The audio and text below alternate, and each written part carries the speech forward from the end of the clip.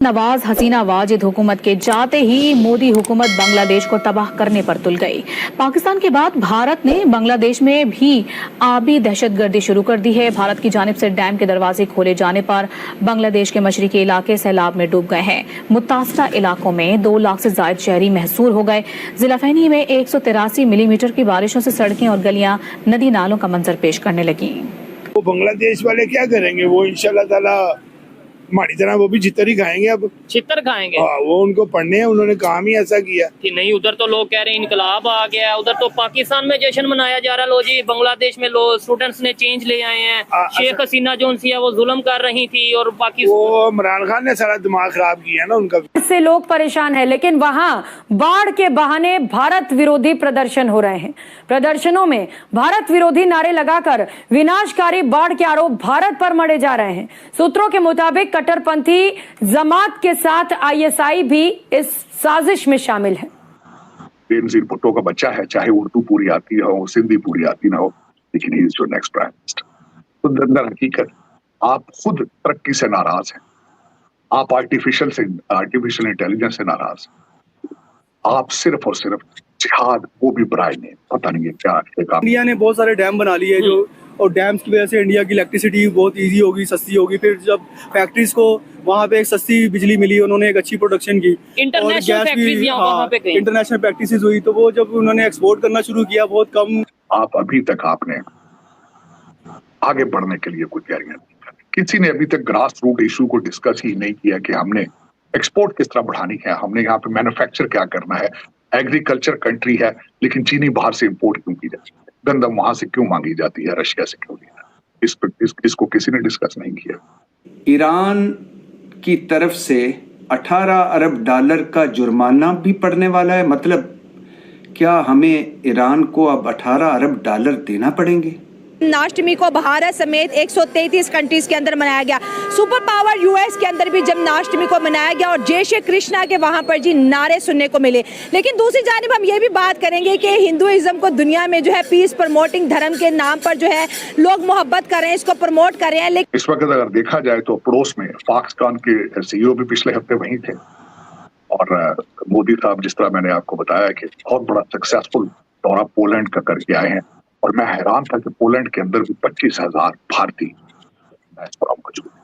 लेकिन साथ साथ जो है अगर इस्लामिक वर्ल्ड की बात करें तो इस्लामोफोबिया जो है बहुत ज्यादा बढ़ है। आज हम बात करेंगे हिंदुइज्म, इसकी हिस्ट्री पर, और साथ साथ पाकिस्तानी यूथ जन्माष्टमी और सनातन धर्म की पॉपुलैरिटी के बारे में क्या राय रखती है। और मोदी साहब की एक खासियत मैंने देखी है, नोट की है, वो जहाँ भी जाते हैं अपने डायस्पोरा को वहां पे खुश डॉक्टर साहब, हमारी लीडरशिप क्यों नहीं मिलती, हमारी लीडरशिप क्यों नहीं मिलती डियास्पोरा को? ये अक्सर एक सवाल होता है। आप भी वहां पे काफी कंट्रीब्यूट करते हैं।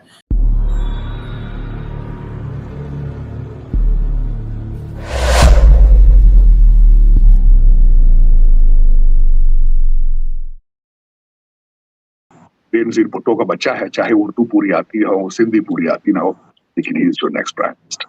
तो दर हकीकत आप खुद तरक्की से नाराज हैं, आप आर्टिफिशियल इंटेलिजेंस से नाराज हैं, आप सिर्फ और सिर्फ जिहाद, वो भी बराए ने पता नहीं है क्या एक आपको बीमारी कब से ये लगी है। मेरे ख्याल 76 साल से लगी है आपको बीमारी, ये जिहाद वाली। लेकिन जादू सर चढ़ के इस वक्त बोल रहा है, you are in a self destructive mode. आप अभी तक आपने आगे बढ़ने के लिए कोई तैयारियां नहीं की। किसी ने अभी तक ग्रास रूट इशू को डिस्कस ही नहीं किया कि हमने एक्सपोर्ट किस तरह बढ़ानी है, हमने यहाँ पे मैन्युफैक्चर क्या करना है। एग्रीकल्चर कंट्री है, लेकिन चीनी बाहर से इंपोर्ट क्यों की जाती है, गंदम वहां से क्यों मांगी जाती है, रशिया से क्यों नहीं। इसको किसी ने डिस्कस नहीं किया। लेकिन इस वक्त अगर देखा जाए तो पड़ोस में फॉक्सकॉन के सीईओ भी पिछले हफ्ते वहीं थे, और मोदी साहब, जिस तरह मैंने आपको बताया कि बहुत बड़ा सक्सेसफुल दौरा पोलैंड का करके आए हैं, और मैं हैरान था कि पोलैंड के अंदर भी 25,000 भारतीय मौजूद हैं।